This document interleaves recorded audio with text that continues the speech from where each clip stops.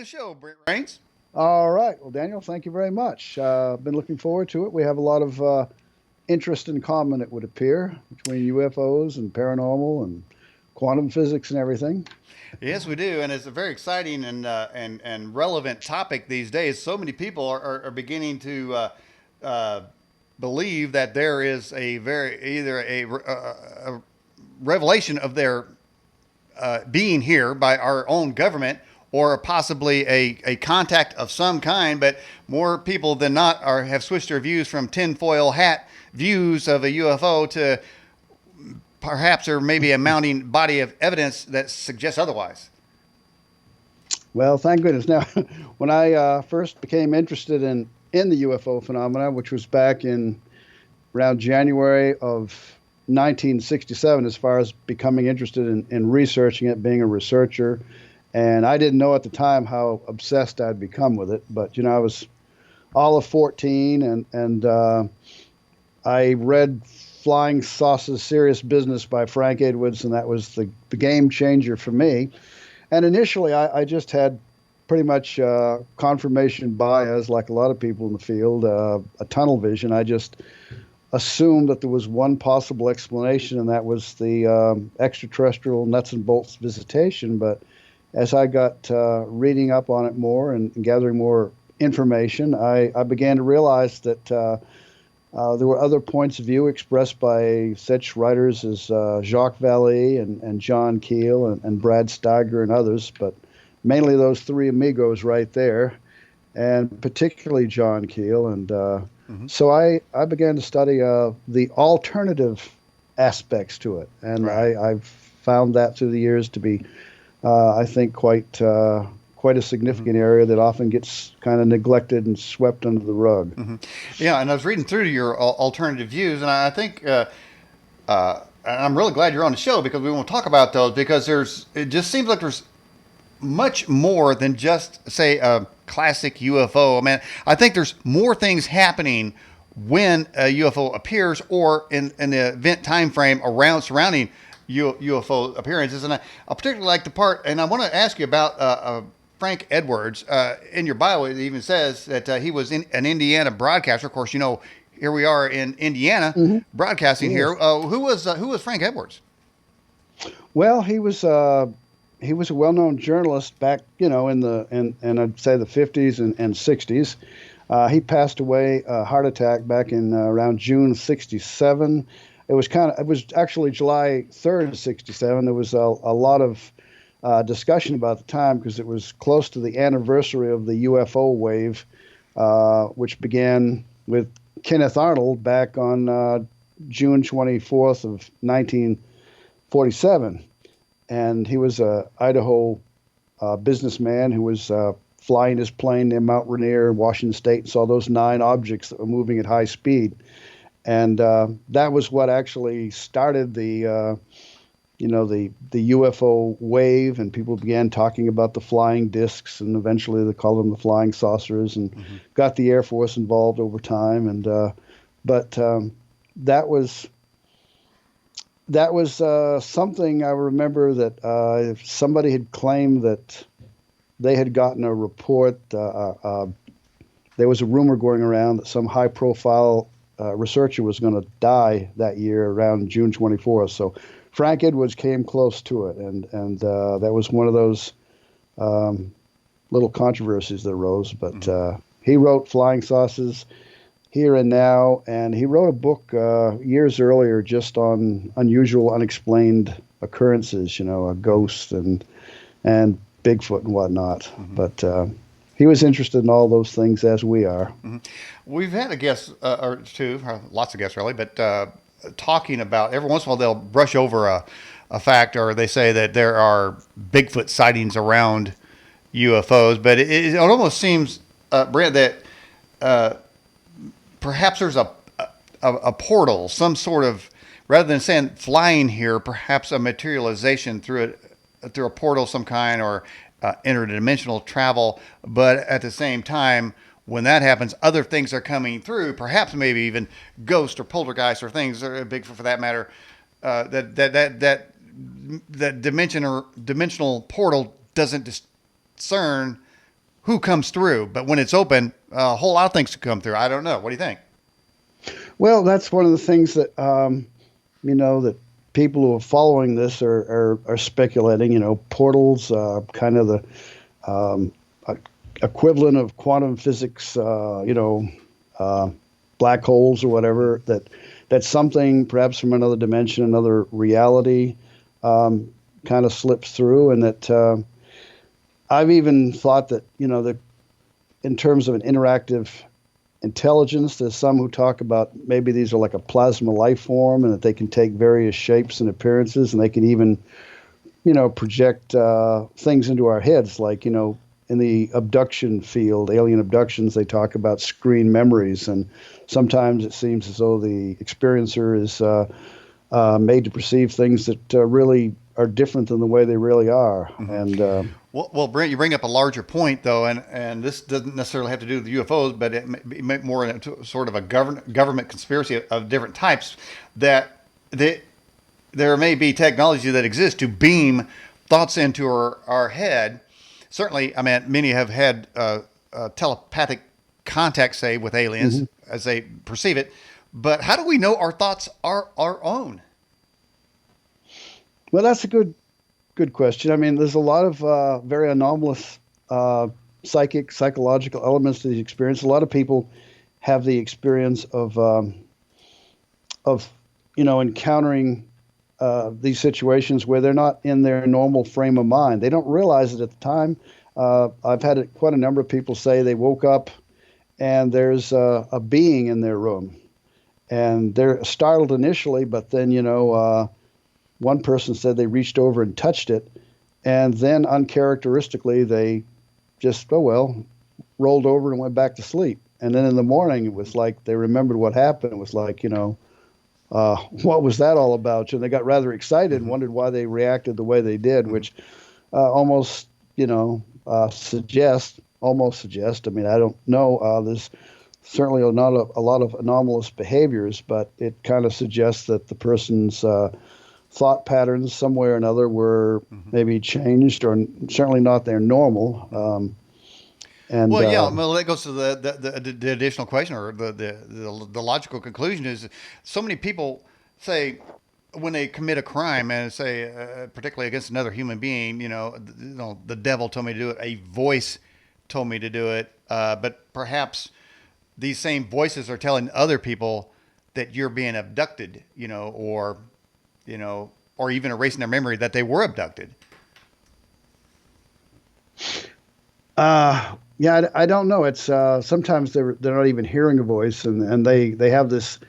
They're compelled to leave the house in the middle of the night, and they go out and they see a craft that's landed, or what they perceive as some sort of a spaceship or something, and there's a being waiting for them, and then they may have missing time, and suddenly they're coming to, and they're in another location, or they see a ship leaving, and they have Mm-hmm. unaccounted period of time that they don't know what happened, or they do remember details of what happened, and they just were compliant, or they were forcibly taken aboard a craft. But Mm-hmm.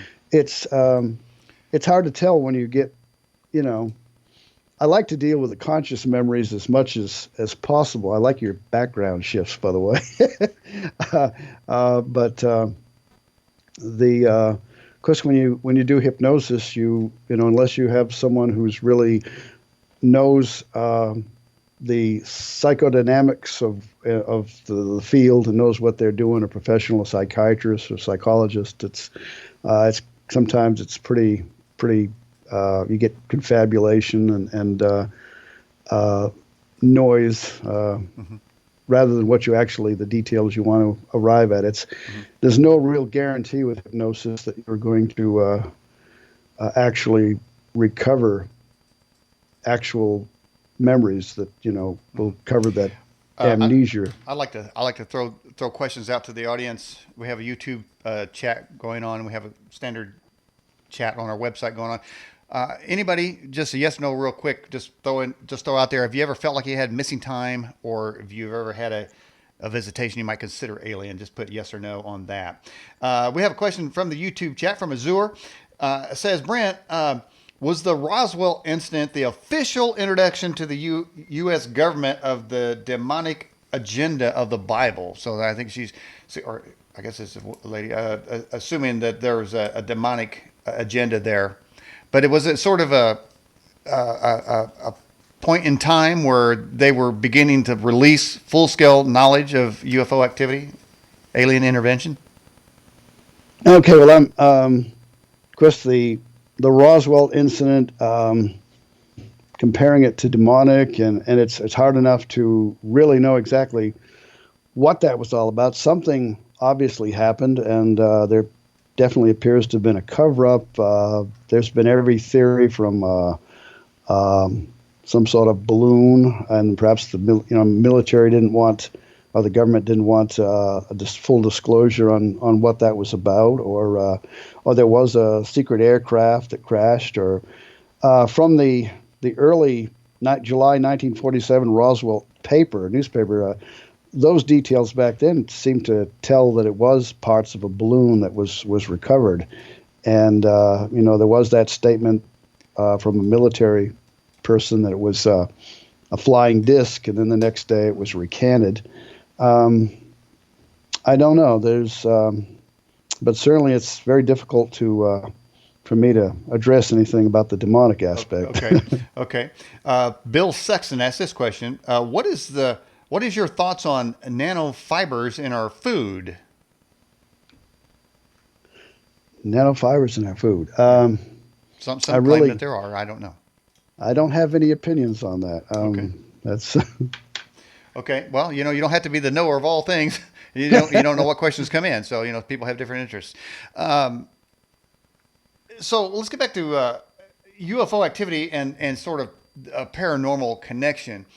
And in the bio, it says that it seems like you're making a connection that there is simultaneously poltergeist activity, ghost activity, or is it a geographical area? Say there's a sighting a mile away, but in various areas around, people begin to see ghosts or something. What are you suggesting there? There's a lot of experiencers through the years who have, and again, it's like reliable people reporting, or credible people reporting incredible things. And within the field of ufology, it's certainly acceptable that, you have a report of someone seeing a close encounter and perhaps observing beings associated with that, the object or craft or however they perceive this object that was a transport or whatever.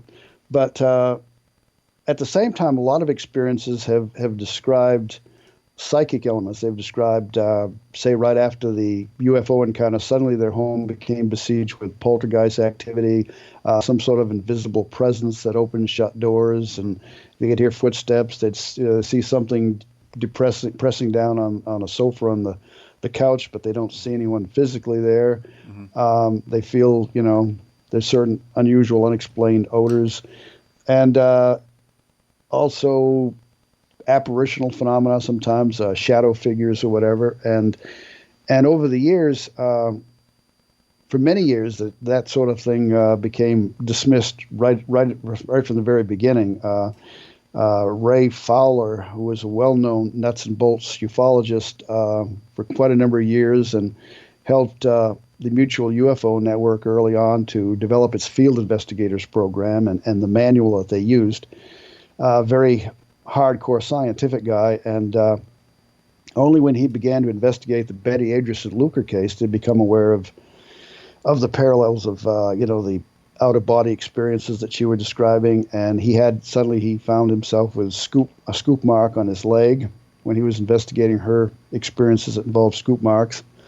And he suddenly began to realize that other things happened, and it was a lot more complicated than he initially realized, because he used to get a report where a witness would say, "I've seen a UFO," and then if they mentioned anything paranormal, he would just automatically take the report, crumble it up, and throw it in the wastepaper basket. Mm-hmm. Mm-hmm. And so we talk about disclosure, but we've censored a lot of information ourselves, just as bad as, in many cases, the Air Force, And so that would be my answer on that. That there are a lot of things that we need when we go into a investigation to try to be multidisciplinary, and of course it's very hard because people in cryptozoology don't want to share. They don't see a connection with UFO encounters, and a lot of ufologists don't see any connection with cryptozoology or paranormal. So the parapsychologists and the ghost hunters are generally not going to want to cross over into someone else's field. But I think multidisciplinary eclectic approach is what we really need, because there are a lot of experiences. And of course, right now you got the Dr. Edgar Mitchell Foundation for Research into Extraterrestrial and Extraordinary Experiences that have been doing surveys of experiencers and finding the same pattern over and over again with the psychic profiles of these experiencers. Bill Sexton asked this question to you, Brent. Did you ever hear of the three huge L-shaped UFO ships that the Pentagon knows has moved to the backside of the moon?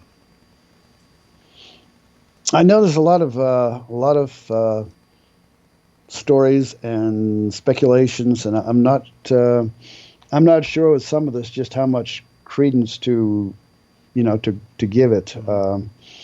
All I know really is back in the 60s and the 70s, I guess the 50s too, there was a lot of reports of astronomers, amateur and professionals, seeing strange lights moving around on the surface of the moon in their telescopes and such. And I've heard of photographs. Let me interrupt you there. Did the Chinese land on the backside of the moon? Yeah, recently they did, yes. And that's caused a lot of speculation, of course, about what where's they the may light be coming up from, to. though? They had pictures of something there, but where's the light coming from if they was on the backside of the moon? I remember seeing a picture, and what can I tell from some of these pictures? Because we know that there's quite a few fake sites out there, and some of the images are kind of blurry. But I know that there are people, I think, who are really trying to come up with some legitimate pictures that's more than pareidolia, and that do show anomalies. And I remember seeing one picture that alleged to be looked like a tower, something sort of standing upright from the surface of the moon. But I wish the picture had been clearer, and of course I'd know more details about it. Generally, the details are kind of brief, too brief. Well, now that goes back to, say, Bigfoot sightings. I noticed that there seem to be relatively clear UFO pictures out there, but when it comes to Bigfoot, all of a sudden everybody's camera gets blurry. I don't know. Well, a lot of the UFO pictures are pretty blurry too, but and of course aliens too. They tend to be blurry, but if we're dealing with an interactive intelligence that can make us see things and alter our perceptions and manipulate us, then we're not going to necessarily be able to get really clear pictures of some of these things. Not the way we want them. But there's a lot of people who have, I traveled around the country myself back in the 70s mainly, and traveled to different locations from Maine to Florida, and was interviewing witnesses in different areas where there was Bigfoot sightings, and there were reports of strange balls of light, orbs, and sometimes disc-shaped craft in the same areas, and people felt that there was a connection in those instances, and I know there was a researcher in Florida who had a close encounter with a craft in '67 near a Navy base and a Coast Guard station, and there was her husband and a teenage son, 13-year-old son, and there were other witnesses nearby that saw this craft, and they followed it down the road. It was kind of a disc shape, about 40 feet in diameter, with a dome on top, metallic gray, and they actually drove under it. When it came to an intersection, it just stopped, and they drove under the craft. And for a while, it looked like it was going to affect their engine. The headlights started to dim, and her teenage son was hanging out the window, and she was reaching back. She was in the front trying to grab him, pull him back in, afraid that he was going to get radiation burn or something. And with her, after about 3 days, her house erupted with poltergeist activity. There were voices and footsteps and things that were going on. And eventually, apparitional phenomena at night. These beings would appear always around 3 o'clock in the morning. Mm. And first it was just her, and she never said anything to her son. But then her son began to come in to her room at night, saying he was scared. There were men threatening her, Yikes. and and there were these balls of light, which matched her descriptions of what she was seeing. And she actually was introduced. Well, she was corresponding with John Keel after this happened, and found out about his writings. And he had suggested to her to, talk to her son and explain that others had experienced things, and try to calm him down. Mm-hmm. And then later on, she became interested in investigating Bigfoot, and she initially told me that, well, this is going to be different than the UFO thing. And she went over to Brooksville and actually got a house over there and was going to investigate what she thought was going to be a physical phenomena this time, and no weird, spooky stuff. And instead, she would go out to an area and actually saw the creatures. And wow. And then she said that the UFOs appeared there too. So she wasn't, she realized, okay, it's all sound like they're everywhere out there, man. All right, let's get another question for you. This is from Azure. I think she's in the YouTube chat again. Have you heard of the rumor that Jackie Gleason and Eisenhower had a meeting at an Air Force base with a delegation of aliens? Well, Jackie Gleason was very interested in UFOs, and he and Richard Nixon were good friends. They were golfing partners, and I know that there's a story. I think it was circulated by the National Enquirer, but a lot of people believe it was true. The National Enquirer was actually quite sincerely interested in UFOs and such, and did do credible things there. I used to know Bob Pratt and another gentleman who worked for the Enquirer, and they would actually be paid to travel around the world and do stories. But the thing with Eisenhower was that in, what was it, 1954, at Edwards Air Force Base in California, the UFOs landed there, and he went out and had a meeting with them. Mm-hmm. I've read that was a story that Gray Barker made up. Let's see if somebody can dispute that. Gray Barker was kind of a trickster back in the day, and used to fabricate different stories. He would get drunk and be calling people up and telling them, he was the Men in Black or something. And well, maybe he was. Well, I'm just wondering when Jackie Gleason would say on his show, "Straight to the moon, Alice." Maybe he was really saying, "You've been there, or I've been there, and I'm going to get you on the craft, and we're going to go there." Maybe that's what he really meant. Well, I don't know. You ever see him? I'm talking about when he say that. I understand to Alice? He was quite the believer. Straight to the moon. That's what he said all the time. Man, that's a great guy. In fact, speaking of the moon, Doug White asked Brent, "Did we go to the moon?" Oh yeah, you're getting that question. Oh yes. Yeah. I'm going to sit back and enjoy this one. You go right ahead. I think we did. I know that's been something for years that people have questioned, and I think it's just one of those. There's so many conspiracies out there, and I think it's just one of those that somebody started up and it's just never died down. Well, make me talk about the flag now. The flag waving. Okay. All right. Good enough. Overbuilt YouTube chat. Have you watched L.A. Marzulli's movie documentary? And any comments? Well, I really can't get much more out of that, but I guess there's a movie documentary by L.A. Marzulli. I'm not sure which one. Do you know who L.A. Marzulli is? No. So that gets us off to a real rough start there. Well, you got to be ready for anything, man, because we don't know. Here's another great question. from Put Yahweh First. What's your comments on DARPA Project Pegasus time travel? I think we should look into all claims, everything that, somebody should cover it all. One person obviously can't go into it and thoroughly research and investigate all of these claims, but, you know, I kind of think in those situations that, extraordinary claims require a lot of good evidence to substantiate it, prove it, and I'm still waiting for the evidence to further percolate and develop, and to really know for sure that any of this is really truly valid. I know there's a lot of people that believe it is, but I'm still waiting for the solider evidence to come along. Well, Brent, I don't mean to gross you out and don't hang up on me, but I'm going to ask you this question here. Is there any possibility that the Democrats' maniacal push to abort babies is being used to supply aliens with some food? Okay. Well, there's a saying that anything is possible, but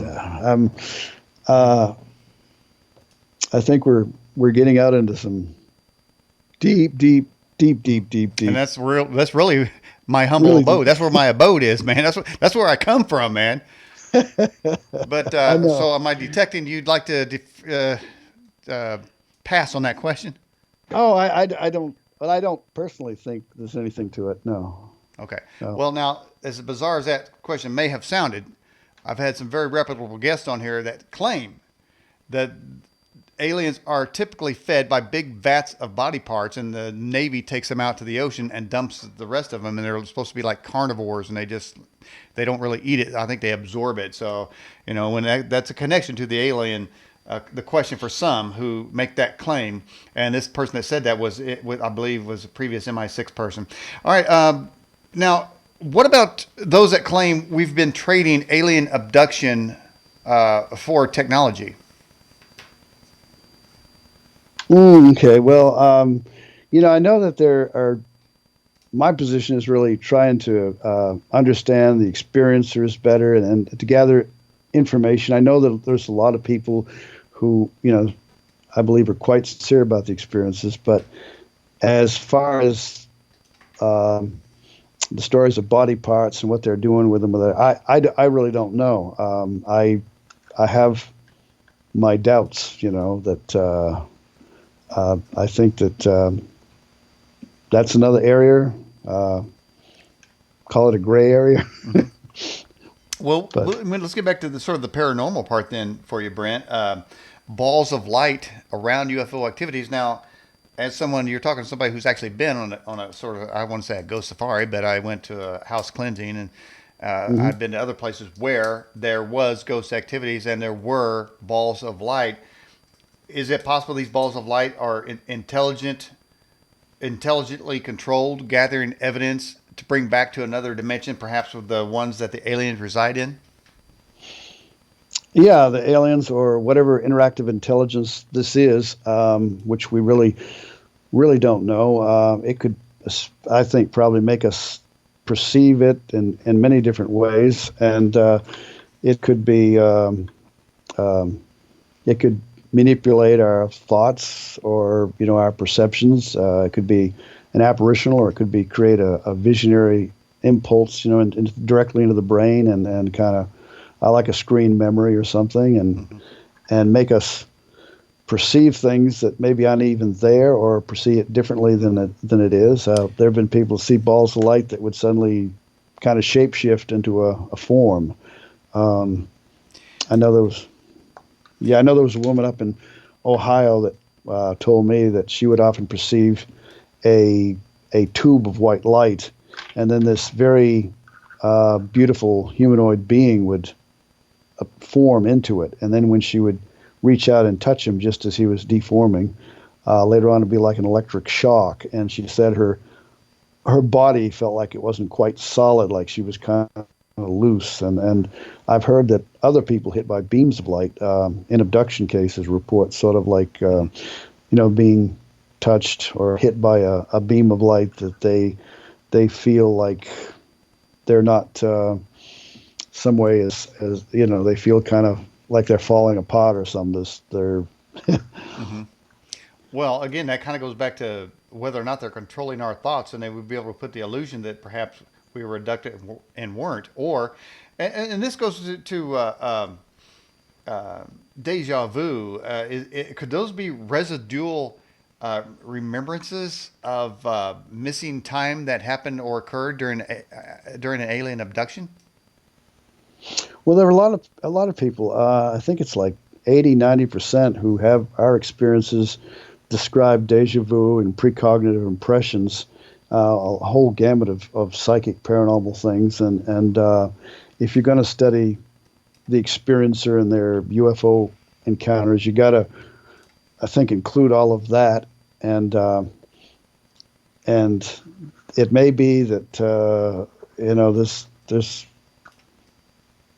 it's really hard to, they like that Arrival, the movie. They were talking about the aliens, fictionally, of course, but the idea was presented that time is different for them, and that's what some of the experiencers are saying, that for them, there's none of this, and it's hard to wrap our minds around this idea, but that uh, there's no such thing as the past and the future. It's all kind of, they can see the whole thing, they can perceive it all, and so they can predict the future essentially. And When you say predict the future, it's because they've been to the future or they're already in the future. well, in what some way, the time, maybe they've, you know into the future, or they're our concept of time is very primitive and theirs is very advanced, and they're more connected with a whole multiverse of that connects them to the future and the past. And Hmm. you know Hmm. I don't think anybody really knows what they're talking about at this point, but it's Well, if aliens, or and we always have the concept that the alien have been reptilian, insectoid, hmm gray.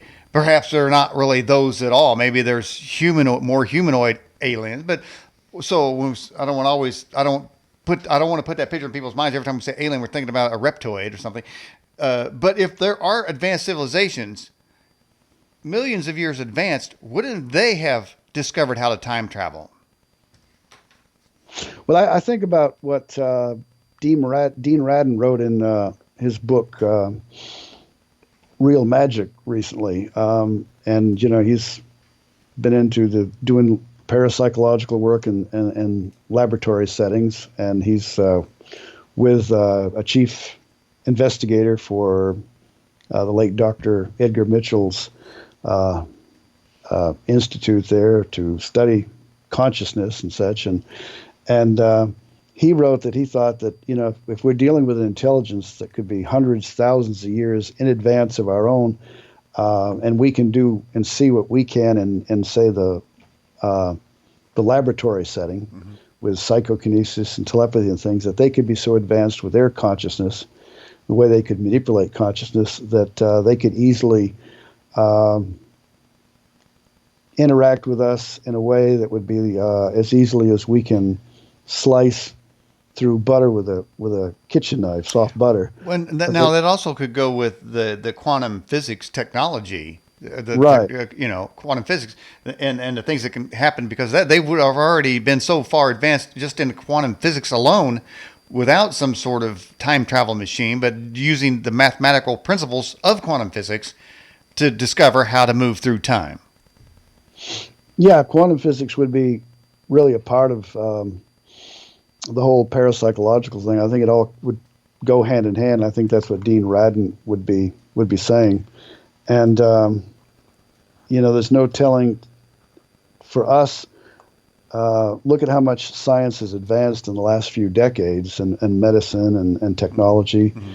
and it's hard for us to imagine just 100 years from now what if long as we continue to survive, that what we might find ourselves developing. So So, in the year 2525, is man still alive?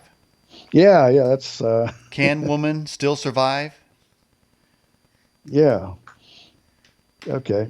Shall we do karaoke now? Our That's pretty good. arms hang limp at our side. Yes. Yes. I mean, yeah, it's possible. But when I had Edgar Mitchell on this show, he Uh huh. told me that there's all sorts of things that happened on the way to the moon, and they could not reveal those, what they saw and what they experienced, such as his one with the universe feeling that he had, and various, I don't know, UFO sightings. But he said they couldn't say anything because they would have been kicked out of the program. So I asked him, I said, you're coming out, and in the last years of his life, he's coming out and telling what he knew, and I asked him, would NASA ever take you out, or anybody in the program that started to say what they that were in the astronaut program, would they wax them, would they take them out? He said, well, right now I'm too old, and cantankerous to be taken out, but then he died. Mm. Just saying, man. Well, okay. Well, I stump Well, you with that one. he did live to be a pretty ripe old age, and Okay. I think he was, you know, He's but probably pretty ripe right now, there wherever he there are is. there are some people in the paranormal field I think did die some kind of unusual deaths, like Pat Price and the remote viewer. Mm-hmm. And I know there was a parapsychologist who worked at Kent State that was kind of suspicious too. So Mm-hmm. you do wonder, you always lack that definitive proof, but anyway. Yeah. Well, then that goes to a whole case. Where Yeah. is the definitive proof? Now, when I had Jesse, was it Martell from Roswell? What is it? Martell? The name escapes me. Jesse Martell, Yeah, wasn't it? Jesse. Yeah, I think Jesse Martell sounds right, but Yeah. Okay. Well, you know what I'm talking about. Well, I had his son on the program, and he said that his dad brought objects. They had physical objects there.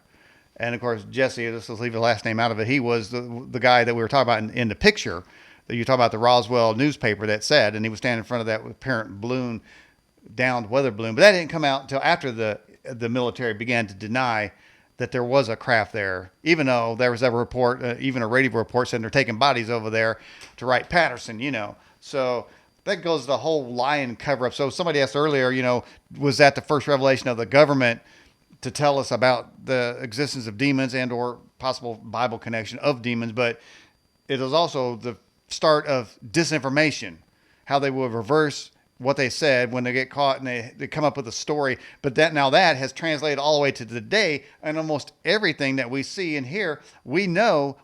I've told previous guests to say, when you hear a report, think the opposite, because whatever the report is, the truth is probably 180 degrees. That's where you start and work your way back to what they said. Don't believe what they said, because the government is the master of disinformation and shake and bake. well, ufologists have kind of been pretty, pretty good at censoring their own material too over the years. Um, but no doubt in the beginning, we had the Robertson Panel Report in 1953, and they were certainly a little shaken up, I think, by the D.C. events in July 1952 with all the sightings, the radar tracking of UFOs, and they knew something was being seen, but they just didn't know what it was. And I don't know about all the many crash saucer reports that others like Len Strinfield came to document. All we have to really work with ourselves is the experiences, the witnesses, and trying to track their information. By the way, one of our viewers said Marcel. That was the name we were looking for, Jesse Marcel. Oh, okay. So that was Mexico Unexplained. Thank you for that. He was actually a guest on the program, and he's been a faithful viewer ever since. Even before that, I suppose. All right, Raul Sanchez from the YouTube. What do you think about the blue light that was over New York and covered the entire sky over there? Oh yeah, a few weeks ago, Mm-hmm. and it was supposed to have been. I think the electric company said it was. Yeah. One Yeah, transformer just blew up, and the whole eastern seaboard just glowed because of that. Yeah. yeah. So we have anomalous sky phenomena all the time. They said that's what it was. I don't know. But anyway. Mm-hmm. Somebody suggested that the space shuttle, this is from YouTube chat, may have been.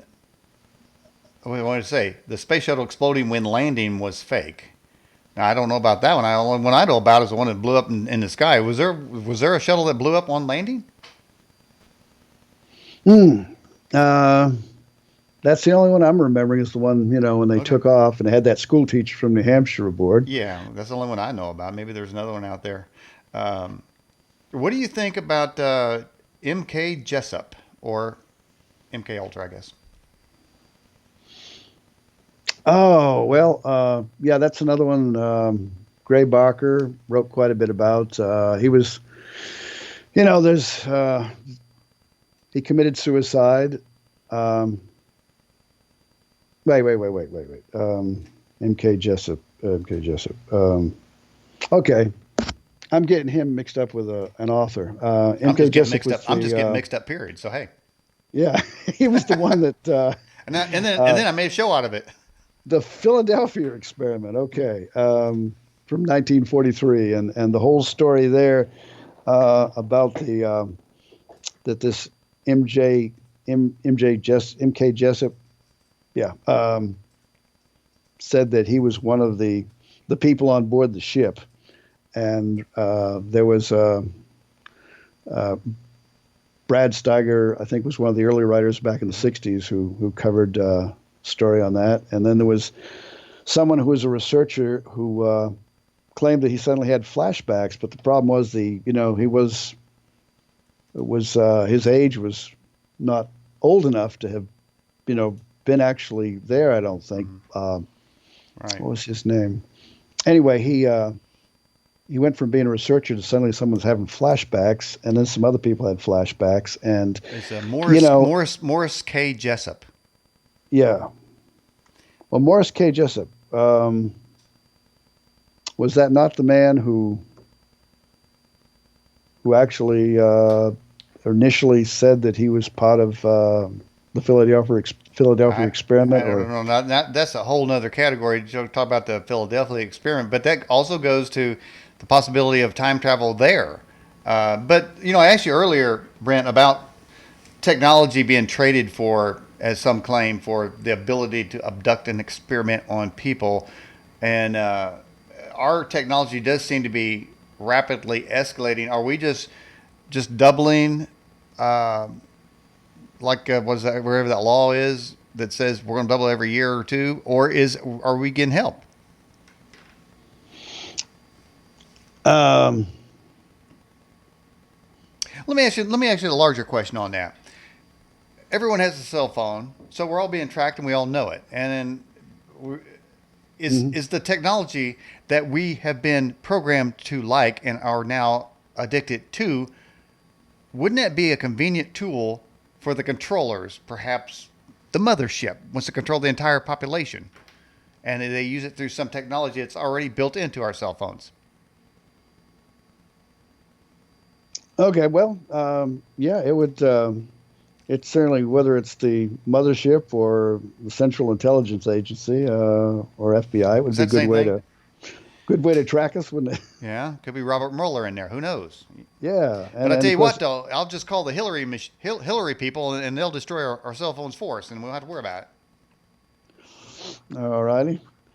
Yeah, I Um, have this odd way of incorporating political figures I dislike into an interview. But you got to deal, uh, Brent. You got to deal with me, man. This well, is this is what I do. All right. well, if we could just stay away from the fake news of Okay. Let's stay away from Trump's fake fake news. news. Okay. Well, in non-fake news, some people claim to have outer body experiences.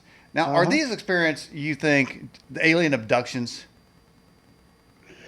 Not necessarily. They may they were a lot of times they're incorporated in the contact experience, but they're not necessarily always alien abductions. They can be part of the near-death experience, or people just having an involuntary out-of-body experience, or perhaps are going through exercises to try to induce the experience in themselves, as some people like Robert Monroe created the Monroe Institute, using binaural beats. to induce a state of consciousness where they could do this sort of thing. All right. So we got guest 6757. What about your study on UFO experiencers? Now, that's kind of an interesting term. I don't really see that when I'm looking around UFO stuff. Experiencers. Let's start with the definition of that, and then what about your study? Well, it's an experiencer, and I'm particularly interested in the contact experiencer. You know, it's someone who has recurrent experiences, what they believe are alien beings, and you know, initially in the UFO field, the Air Force, if they got a report of someone seeing say they were seeing things more than once, it was the kiss of death. I mean, even with Dr. J. Allen Hynek, their civilian astronomical consultant, if you had more than one experience seeing a UFO, it was assumed you were probably seeing a temperature inversion of Venus and conventional things, aircraft and stuff.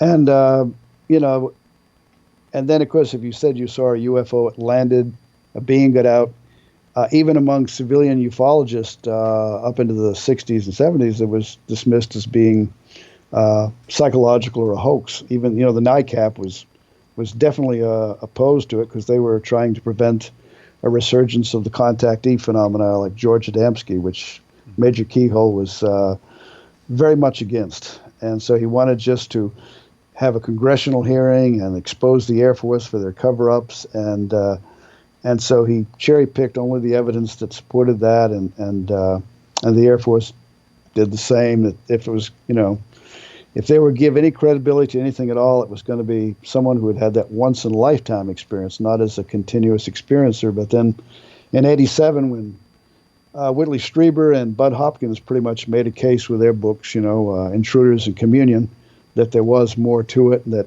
some of the repeat experiences were actually, it was part of the whole syndrome of their experience. It was they, from childhood, a lot of them on into adulthood, were having recurrent anomalous encounters. So, and it was again and again revealed that they also had, you know, this telepathic communication, out-of-body experiences, a whole slew of paranormal elements that seemed to be a part of the, you know, after their encounters, close encounters with beings, they would report that they were suddenly having an upswing in their, you know, psychic awareness. If they didn't have it before, they suddenly had it after the encounter, or it increased after the encounter. Some people reported from childhood on they had everything from ghosts to aliens, you know, interrupting their lives. Brent, I saw a question come through earlier. Have you seen a UFO yourself? Lights in the sky, and nothing myself that I've had some kind of paranormal type experiences. Like what? Well, EVPs, and also one time in 1975 of what I was kind of like an out-of-the-body experience where I was actually going through a kind of a religious crisis at the time and trying to figure out how UFOs, what the explanation was. There were some people saying they were demonic and all, and I wanted to see if I prayed about it, you know, if everybody had an opinion, you know, everybody like buttholes has an opinion. So I wanted to see if I could have an experience, but God Creator could show me something, and I had an experience where about 2 days into this, wasn't even thinking about the time, but I had just crawled into bed, and it was suddenly like I was back on my feet, walking toward the bedroom door that goes out in the hallway. Now, my mother was already in bed. My father was getting ready to go to bed. He was in the bathroom, door closed, and the hall light was on. And my room, I had just crawled into bed, and the light was off. But I went about halfway across the bedroom floor, and I stopped. And this is that thing where you're not thinking like you normally would. I felt like I was fully conscious, but at the same time, I had this impression that someone was standing behind me and suddenly was preventing me from moving forward anymore. And my attention was solely focused. I just kept staring at the open doorway. And out in the hall were all these suddenly these little balls of glowing, translucent, pulsating white balls of light. Looked like hundreds of them just swirling around, and they came down close to the floor, and then they just seemed to like be clustering there. And I had, for a moment as I saw it, I thought it was like forming a small four-legged image of a four-legged animal. Whoa. And then I was suddenly back in bed, and I was looking up at the ceiling. And then my father came out of the bathroom and went downstairs to the kitchen, and I followed him down, and I told him what happened. And of course, he said, "Well, that was quite a dream." And I said, "Well, I just crawled into bed. I didn't, it just happened like that. But I've always kind of wondered about that. That kind of fit, some of the kind of things that we investigate. A religious crisis. Was that you were Oh well, struggling to yeah, it understand was. God It was. exists? I at that time it was 1975, and I was a young man, about 23, and I was reading some books at the time that were talking about by Christian authors who were saying UFOs were demonic, and I accepted Christ in May of 1975, and then I traveled across country from Maine to Florida and went around interviewing a lot of experiences, and I got to thinking, well, doesn't seem to be anything really demonic going on here. Mm-hmm. So then I got back to Maine, and I got back with my Christian friends, and there was a lot of opinions about, I was being taken in.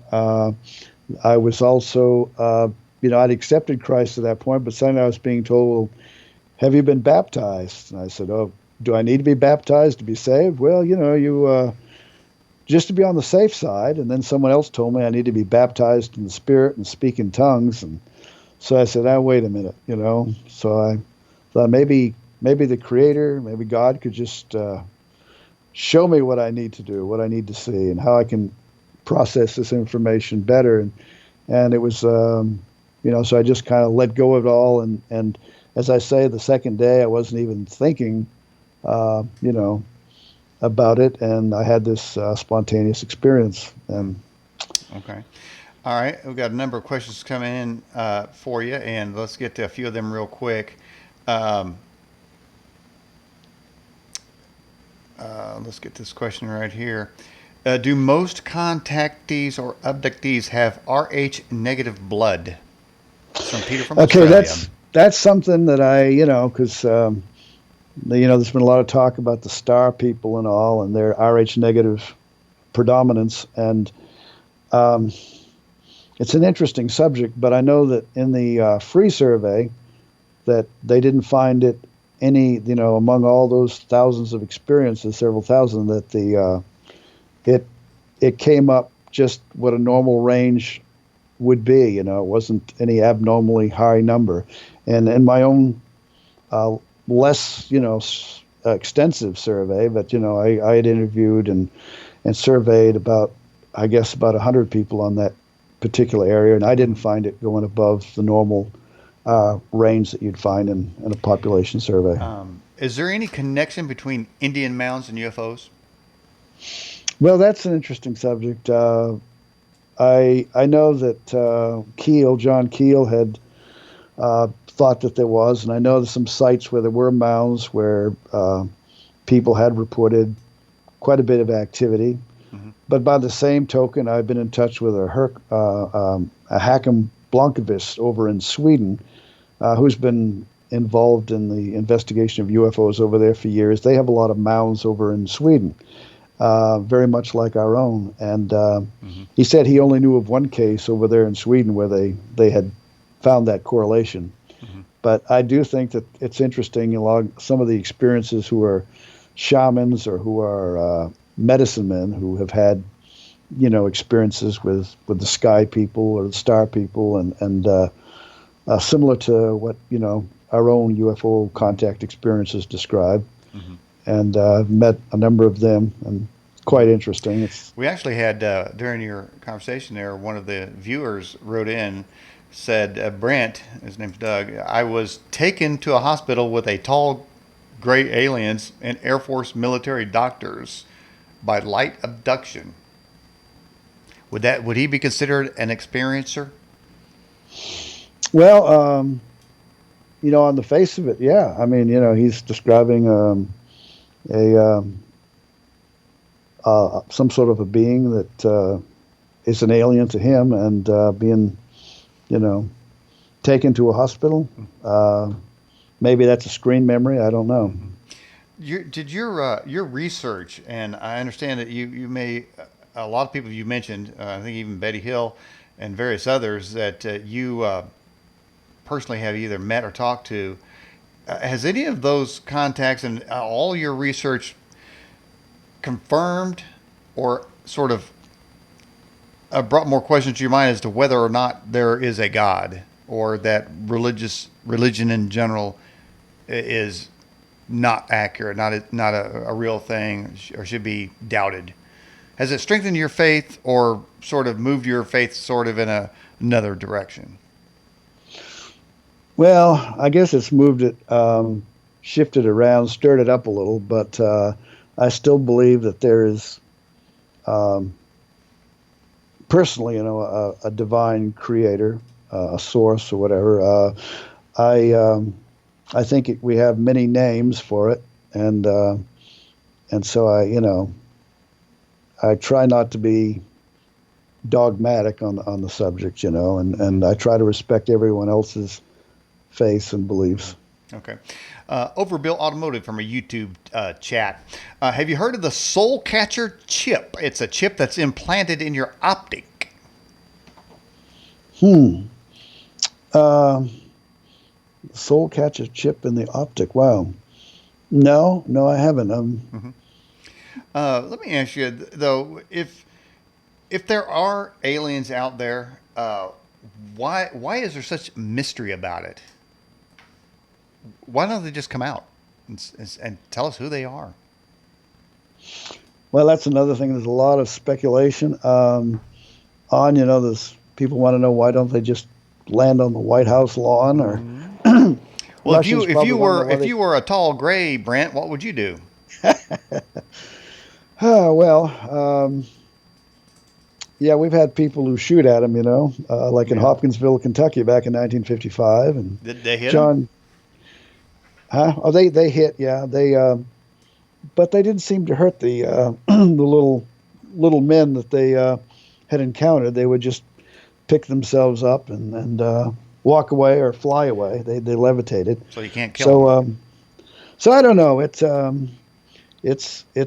good question. They seem to interact with us. Some people more than others. They seem to, Are some they maybe some are, people genetic makeup or something. are they what are they looking for? And I Well, realize we this is used conjecture, but what the heck? yeah. Well, we used to think they were looking for minerals and maybe doing genetic studies. Maybe they needed our. One of the popular theories now is that um, they're having problems with reproduction, and so they, So they're looking for a date. yeah. Well, they're looking Well, first to. of all, I'm gonna have to tell them. Okay, if you're a gray type alien, you're gonna have to put some better clothes on, man. Most of the time you see them, they're naked. So man, maybe bring some flowers or something. They're just going the whole wrong approach there. Well, I do think that there's quite a few of them that have been seen wearing clothes. Maybe they're getting a little more self-conscious and Hmm. aware since they've been interacting with us, and Hmm. kind of know our expectations and all. But um, if we're dealing with some sort of advanced to us intelligence that we don't understand, perhaps they're simply they adapt their appearances, their displays, how they approach us in ways that we can kind of wrap our minds around, where we can kind of say, oh, okay, it's in a framework that we can understand or think Hmm. that we understand, um, makes us feel comfortable in, and and so they, whatever they are, they don't seem to really want to come right out in the open and do that White House landing. No, I mean it's clear they would have done it. I mean, Are they shy, or I don't even know what the deal is there? Chris Wilson asked this question: Are aliens in any way connected to the deep state? Mm. Well, I think the deep state is certain elements there are interested in it for various reasons. They want to know more. They want to understand it. They don't want to probably come right out and say too much, because if they don't really have a handle on the situation, they don't really have a better understanding than we do, by and large, then that would be a hell of a thing to say very much about, Some have speculated, Brent, that when you look at globalization, the effort for countries to eliminate borders so that the Earth becomes sort of one giant group. I mentioned the cell phones. I mean, even the immigrants coming from South America, thousands of miles away. They're all coming up here to fat, sassy, and happy with cell phones. Man, I'm thinking, dude, I thought you was dirt poor, and who's paying your cell phone bill? Nobody knows. Perhaps the real aliens are sort of paying them to get addicted to phones and make sure there's a phone in their hands so they control them. But it just seems that as a larger globalization, that would be sort of their agenda in order to take us over. It seems like we have all these fighting countries. It would be harder for the mothership, the alien hordes to take over. But if we were all sort of one global family type of thing, they could control us a whole lot better. What do you think about that? Well, I just think, as far back, when we look at the historical global picture, we know we've had UFO type manifestations and appearances going back as far as our remembrance or history can take us. They're part of ancient records, myths, legends, the Bible, Ezekiel's wheel within a wheel. Mm-hmm. And there's all these stories that are out there that are very, very similar, and so if they wanted to really just outright take us over, I think they could have done it long ago. We'd already be an alien nation, Alien nation. Well, I think we kind of are. But Peter from Australia asked this question: is there any where a person can see what an actual alien implant looks like? Now, I think Dr. Roger Lear claimed he removed 17 of these objects. I don't know who's got them. Did the government come in and take them? Who knows? Yeah, there are, let's see, some couple of people who have continued to follow up, who knew Dr. Lear, and one is in fact a researcher out in California who continues. I just did an interview with him a few months ago, and he had an implant. He said it was of a rare meteorite type thing, but yet when they took it out, it was some sort of radio frequency coming from it. Mm-hmm. And so he's still studying that, and he's also going around and investigating other people who may have implants at this time. Mm-hmm. And then there's an investigator out in Texas who is part of a UFO TV show at this time. Mm-hmm. I can't remember what his name is. You may know he's been around the field for quite a number of years. He's supposed to have been, I think, with the FBI in the past, law enforcement. And he worked with Dr. Roger Lear. Mm-hmm. So maybe this is something we really need to understand better and get into some peer-reviewed journals and stuff, and get this documented well. Mm-hmm. Because some people have reported some pretty interesting things with this. We mentioned just a minute ago, you said there's some kind of, could possibly be, and I've heard it mentioned many times, some sort of reproduction issue with the aliens. And certainly we always sort of refer to them as, frustrated male type aliens. But Joey out of the YouTube says, why do we always consider aliens sort of a male frustrated figure? Why couldn't they be female? Why is there always this male association? Well, the first case was investigated by APRO, the Aerial Phenomena Research Organization. They had people down in South America, and they had a doctor in Rio de Janeiro, Oliver Fontes, back in 1957, who investigated a a farmer, a young farmer, who was out plowing at night because it was so hot during the day, and he saw a craft, came down, and these male beings in suits came out to his tractor. His tractor died, and they pulled him off the tractor and carried him aboard this flying saucer, and they took his clothes off and scrubbed him down, and I think they gave him something to drink, and apparently they did something that aroused him, and then this naked female woman with kind of think reddish hair, kind of petite, and she they made love twice. He said she growled. It was a little different, but he said it was still pretty good. You're getting a thought bubble, man. Okay, so he was aroused there. Everybody's aroused. Everybody's getting it on. What? What? And then later on, he became a lawyer, prominent lawyer in Brazil. And toward the end of his life, he went on television and retold his story and said, every word of it was true. And he repeated the story again on television. So wait a minute now. Is that there? Somewhere in UFO research I saw is there a maybe it's this guy here. Somebody draws pictures and he's drawing these graphic pictures of aliens having sex or something. I don't know. And he's trying to make money off. I don't know. But anyway, here's another question for you. In your opinion, generally, are aliens demonic in nature, extraterrestrial, or interdimensional?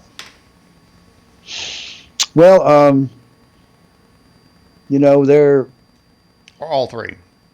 That make everybody happy. That make everybody happy, wouldn't it?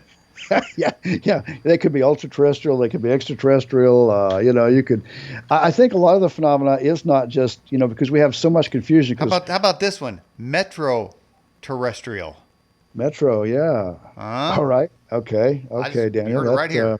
That might work. We have so many.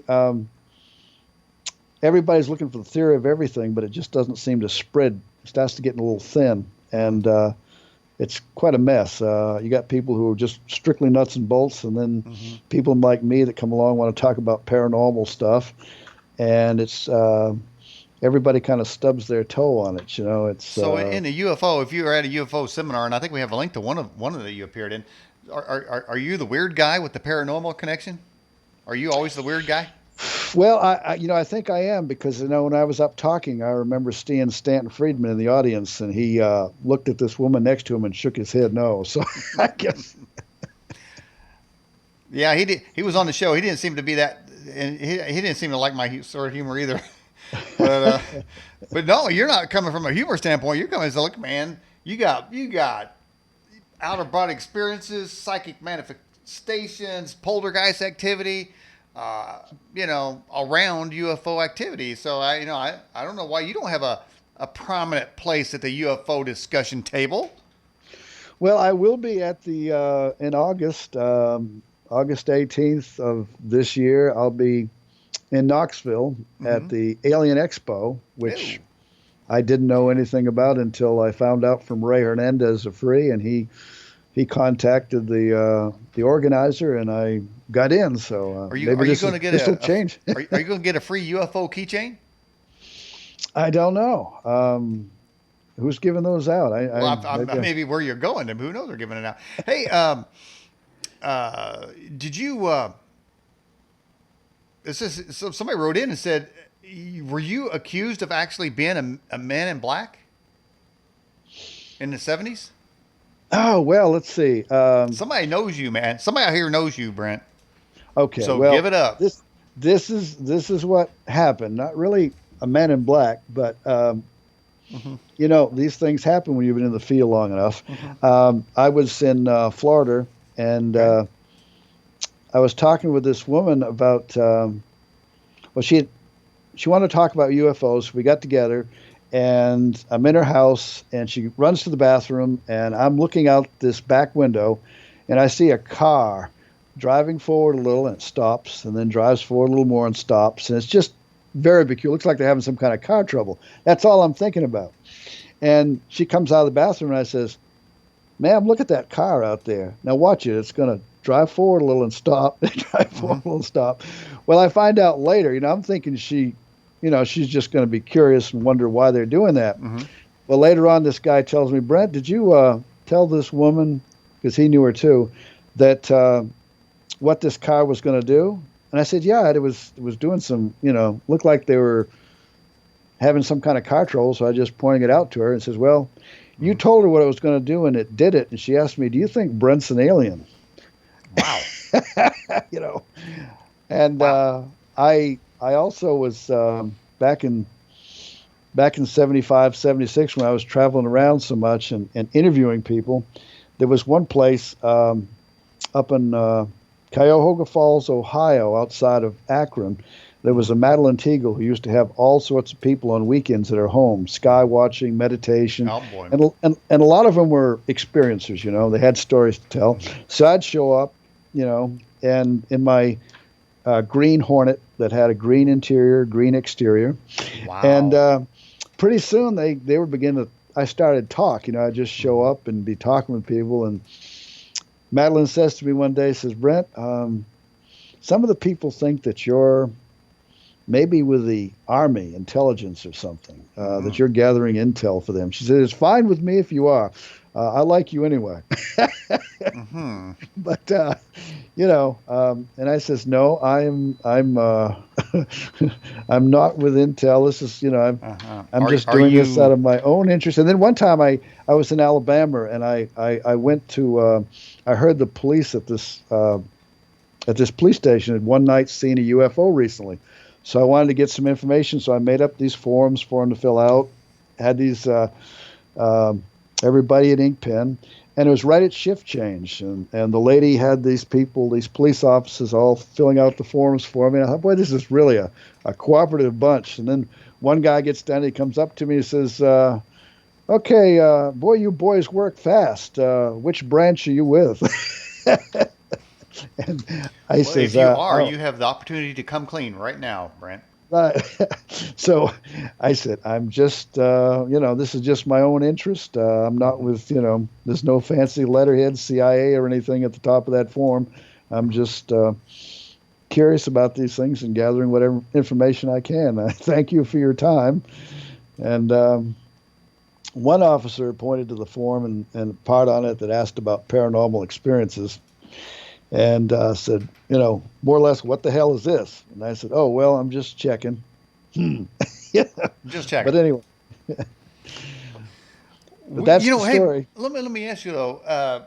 Cattle mutilations seem to be down. I mean, for it was almost like a cottage industry for a while. What happened to cattle mutilization, man? I mean, are they done with them? They done with the gonads? Whatever they're doing with them? I don't know I kind of wonder about some of the other phases we've been through, like angel hair and space grass, those aluminum things there that used to appear at UFO sites that were Mm-hmm. kind of similar to the chaff that, the Air Force would use to jam radars, but they would show up under trees and under power lines and on people's porches, and it didn't look like a normal chaff drop. But Mm-hmm. a lot of that stuff just changes over time. And I remember when But it large can't. But how triangle. can it though, Brent? That's the point. How can it change if it's a truism? I mean, are they like just got done with the cows, got sick of them, got some kind of disease, mad cow disease or something in the mothership or what?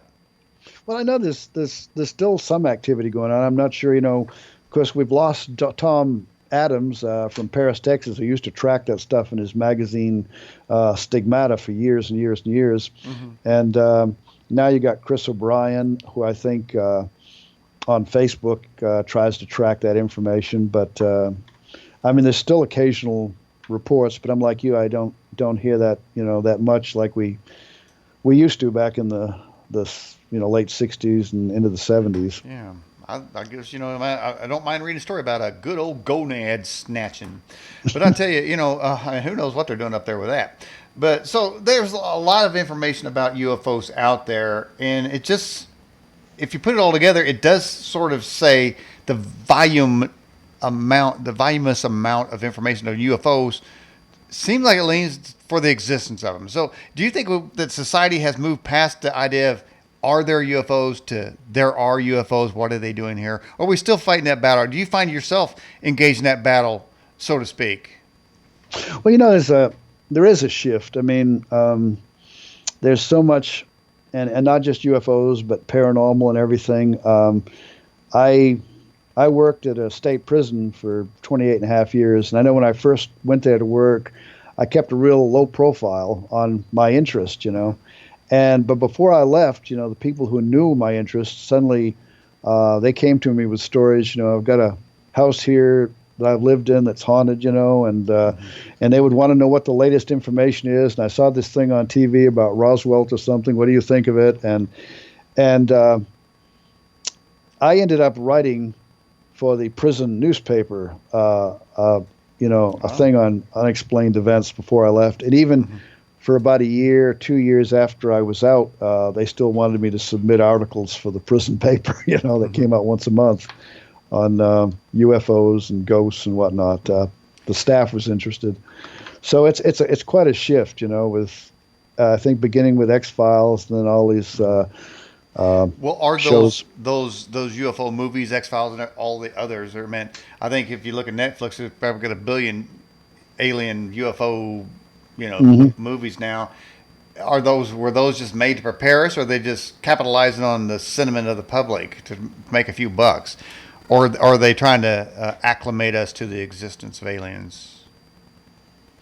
Well, I don't know. I know that years ago there was, I think the Air Force employed like uh, Walt Disney's film industry to try to create UFO educational programs that I don't think they ever really got off the ground. Hmm. But uh, there was talk about Close Encounters of the Third Kind, was Steven Spielberg produced, and you know Dr. Hynek was a consultant for, and that maybe that was to prepare us. But for the most part, I think most of the productions out there are just people who think they're interested or they can make a little money at it, and they're not so much about necessarily trying to condition the public. They're just doing their thing. Hmm. If you were to meet an alien, what would be the first question you would ask? Okay. Um, why all the trickster elements? Why not just come right out and who are you really? Um, can I touch you? Make sure Whoa. you're actually a Oh, physical okay, okay, being, okay, and okay, okay. You didn't mean inappropriately. I think. not inappropriately. No, Okay. no, no. I just want to make sure that they're not a projection of some kind, a Hmm. three-dimensional, sophisticated projection of, hologram or some kind of, Hmm. you know, delusional thing. So I That mean, could be. if the alien said, "Take me to your leader," you wouldn't cold cock him, would you? Say, "Look, I'm tired of that kind of crap. Now, stop it." No, I don't think I'd, I'd take a swing at him. well, I think I'd play along and see where this led, Hmm. because maybe it'd be, being humorous, kind of like you and me here, just, with a Yeah. little, I think maybe the Well, aliens might have a little humor. I mean, they're interacting with us, right? So, well, yeah. In that case, there. I mean, they got to get some laughs, man. I mean, if you're looking at this planet, how screwed up it is. I mean, they'd be thinking, "Well, that's dude, you pretty guys, rough. you know." I mean, there's a lot of crap down here. So I don't even know why they want to come here, but maybe perhaps they want to wipe us out and take over our resources. Now, there's the rub right there. I ain't going for that. Well, We were here first. Well, okay. Were like we here first? I go back to the, they've been here so long that if they really wanted to, do anything major, they could have taken us before we got as advanced as we are and as advanced as we're headed. So, Hmm. um, Where do you see the UFO uh, field in the next few years? Where's it heading to? You got any view on that? Any feeling of that? Where's it all heading to? mm, um, that's a good question. I hope that we'll see more and more responsible investigative work and try to unravel this great puzzle of ours. It's it's it seems like it's conditioning us to be more and more open to its existence and to the things that it can do, and but how it's going to actually um, benefit us and how we're supposed to interact with it, and what's the purpose, what's the meaning behind it all. Mm-hmm. A lot of people, we have a lot of opinions, and they're often at odds, so it's basically opinions and nothing really Mm-hmm. concrete yet. Well, that is kind of the case. I was thinking because you're sort of, and I've had a number. If you ever look at the guest list, you see of UFO people on the program. I've discussed a few of them with you already, but yours is more of a uh, connecting paranormal activity with UFO existence. And I was thinking, and ghosts and that. Here in Indiana, in northern Indiana, not a couple of years ago, a house became extremely haunted, and Child Services actually went there from, I think it was South Bend. They went to this house and literally saw a kid walk up a wall backwards. And I was just wondering, and a whole lot more activity just like that. The cop's car Hmm. outside, the radio started going crazy, the seats started going back and forth. This is what the cop said. And then somebody from a ghost hunter show bought that house. I think they may have ended up demolishing it. But is it possible that there were already UFO activity in there, and that where the UFO is changes the laws of physics, and that's why this kid was able to walk up the wall backwards and various things began? Is that a connection that could be made? You think a plausible connection that the Well, laws of physics don't apply when there's UFO activity in the area? and then sometimes what we describe as the UFOs maybe just another, maybe it's another effect, a side effect of something else. Maybe a lot of these things are just displays. They appear in a frame of reference that we can kind of understand them, and you'd almost think that with all the different opinions we have, maybe that kind of divides us. But I'm hoping that's not on purpose. It's just us, But Mm-hmm. um, I mean, I remember Keel writing in one of his early books. I think it was Strange Creatures from Time and Space. One of his first books on the UFO and cryptids and the paranormal aspects. And he says, "Ghost, aliens, what's the difference?" And for him, it's all very anomalous, and it's all seems to be interrelated. But we really only have um, just opinions and subjective ideas and information. We don't really have anything concrete as to what's causing what's behind it all. Mm-hmm. Mm-hmm. And In all your studies and interaction, do you feel like you've grown in the knowledge of UFOs or aliens in general, or you just keep amassing information that's just random bits, and there's not building up to a cohesive storyline? well, I know that with my own interactions, like I mentioned about EVPs, of getting a number of times John Keel, because he had passed in July 3rd of 2009,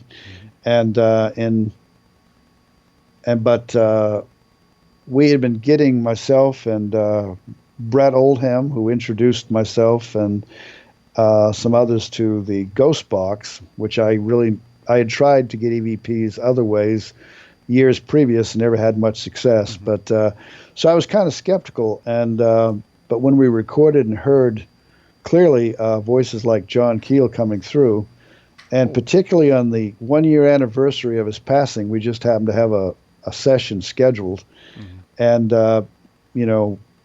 Brett is again one of these people who seems to have strong psychic abilities going back to childhood, and had alien abduction experiences going back to about age 5, Mm-hmm. and was still ongoing when I met him, and still ongoing today. And I said, well, can I try contacting John Keel? And again, this was the 1 year anniversary of his passing. He had a big influence on me. I used to correspond with him and talk with him on the phone. And at one point, we had about 3 recorders running. We had stereo speakers hooked up to this radio, and asked, of the tech, Spirit Tech, which was somebody named Bishop, and asked, Good "Can you name. have Yeah, can you have John Keel say Aliens right his there. name? And within about 2 seconds, a male voice said John Keel. And so, we continued and asked because he was investigating the Mothman back in the '60s and Mhm.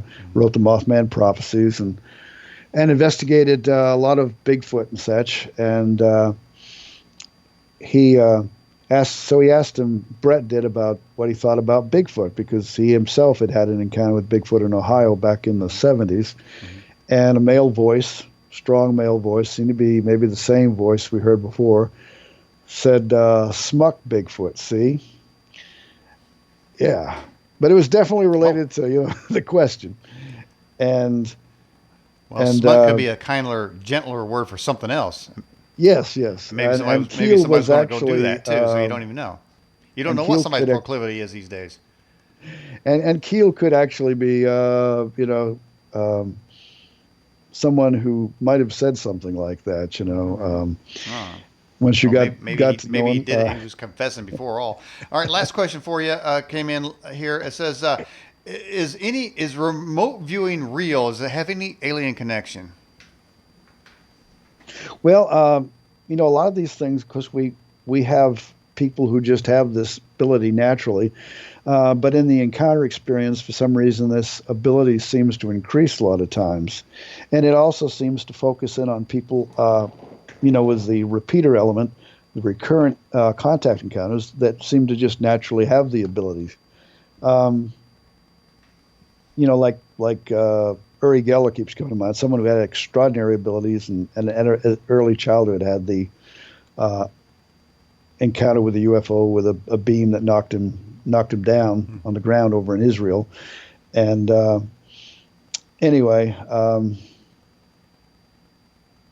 so so after that, what was the question again? Well, no, it was about, is there any connection between remote viewing and aliens? I mean, perhaps they're Okay, doing it. Maybe they're allowing a portal for a remote viewer to travel through okay. Well, I so they can know see that them. some experiences feel that the aliens actually taught them how to do remote viewing so they could Hmm. maybe connect with them better.